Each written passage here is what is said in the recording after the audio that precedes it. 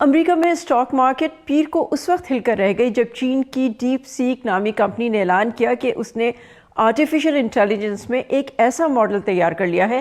جو امریکی بڑی کمپنیوں کے اے آئی کا نہ صرف مقابلہ کر سکتا ہے بلکہ اس سے بہت سستا بھی ہے۔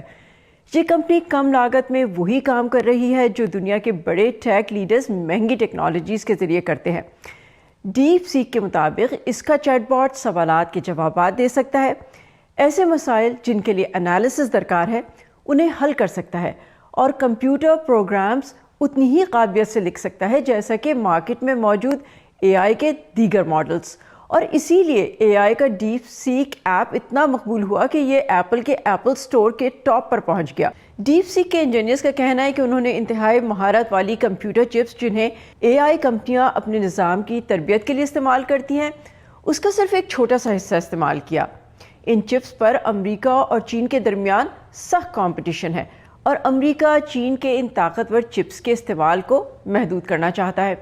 لیکن ماہرین جاننا چاہتے ہیں کہ ڈیپ سیک نے کون سی چپس استعمال کی اور پھر کیونکہ یہ ٹیکنالوجی چین سے نکلی ہے تو اس پر شبہات بھی ہیں۔